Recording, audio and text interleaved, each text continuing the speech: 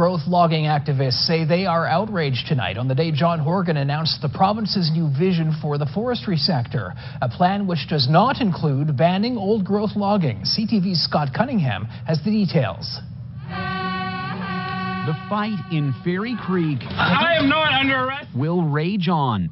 This after a new vision for BC's forest industry failed to include a ban on old-growth logging. This represents a basic denial from the Horgan government about what's playing out in the forest as we speak.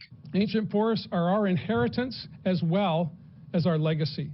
Inside the legislature, the Premier and Minister of Forest outlined the modernized forestry policy. A key focus is redistributing logging rights away from wealthy companies and returning them to BC First Nations. Indigenous groups will also be able to cut more annually. Indigenous British Columbians are ready to be part of the future of sustainably managed forestry. That's reconciliation.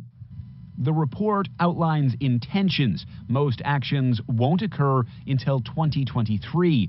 Some changes can come to old-growth cuts immediately, however, including bolstered Indigenous partnerships, deferrals of high-risk old-growth areas, better public data, and compliance with current regulations. We need these interim deferrals to ensure that what we're talking about over the next couple of years is still here in a couple of years when we're done talking about it. And there's nothing in this plan today that ensures that.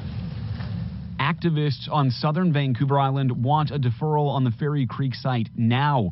Horgan says he can't do that without properly engaging with several area First Nations. We need to preserve these forests. We need to do it in a way that's mindful of the title holders, the traditional territories of the Indigenous peoples who have been there for millennia. While the company with the rights to the Fairy Creek cut says it's still digesting the report, others worry a process which may only be announced in 2 years could be too late for all these tall trees. We will continue holding the line. We will continue to be in place as long as we can to make our point. Scott Cunningham, CTV News, Victoria.